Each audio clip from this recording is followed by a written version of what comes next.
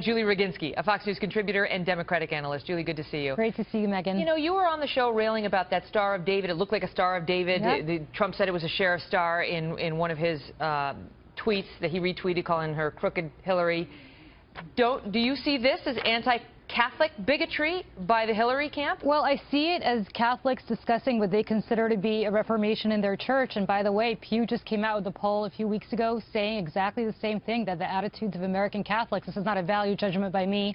I'm not Catholic. I certainly have no right to judge anybody in that sense. But what the majority of Catholics in this country feel seems to be very similar to what they're talking about and seems to be very dissimilar from what the Vatican is saying. I'll give you an example. 89% of American Catholics think that contraception is morally acceptable. 65% think employers shouldn't opt out of the law based on religious objection. You have 64% thinking homosexual behavior is not morally wrong. So if you look at those statistics, you look at the fact that the majority of American Catholics seem to agree with what Jen Palmieri and John Podesta seem to be saying in those emails. You're being very charitable in your description of the emails, which are very pejorative in their tone. Very. But they're pejorative, yes. I agree they're pejorative in their tone. I also agree that they're pejorative in their tone towards the hierarchy of the Catholic Church. Also towards a couple of Latinos. Maybe you saw those where they referred, in August of 2015, Podesta, the campaign chair, urged Mrs. Clinton to reach out to Latinos. The email subject was needy Latinos and one easy call. And he went on to list Federico Pena, Bill Clinton's Secretary of Transportation, and former New Mexico Governor Bill Richardson as the two needy Latinos she should woo.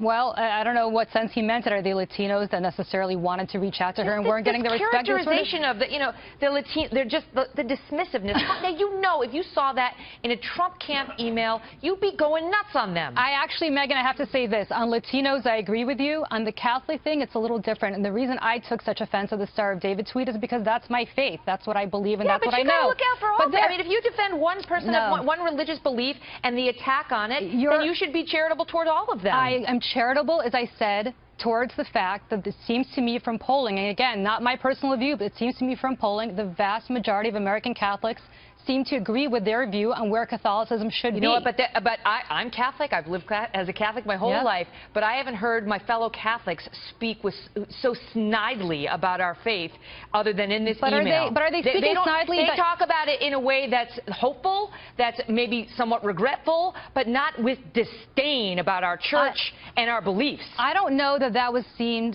as disdain, whether it was seen as a revolutionary. They were mocking Rupert Murdoch for having the nerve to baptize his children Catholic. That's different. They were mocking Rupert Murdoch, and that's, as you and I both would agree, that's not acceptable. But they're not mocking, I believe, is the Catholic Church where it is in America today. What they're saying is that we're the Catholic Church, and specifically the majority of Catholics. You can't mock a man's decision to baptize his children. I'm not disagreeing with you on that. Not mocking Catholicism or the church. That's what it is. That's why they raised it. Different. I disagree with you on that. I think they mocked. There's no excuse to mock a man for practicing his faith the way he wants to practice it. Let's take Rupert Murdoch out of this equation. I think it's wrong to mock people who believe contraception is morally wrong. I think it's wrong. I'm pro-choice to mock people for their pro-life beliefs. What I do think there's a big difference here is that what they're saying is potentially and actually in step with what the majority of American Catholics believe. The tone. You already made that point. We already discussed that. Now you're repeating yourself. But the point is that these people who want Trump out there apologizing for everything he did, and he's taken a lot of criticism for not doing that. God forbid, they said, they don't even have to send Hillary out there. Why don't you send your director of communications out there to just own what she said and apologize to the millions of American Catholic voters who you're trying to solicit votes from in this election? I'm stealing the last word. I got to go. See you later. Love you, mean it.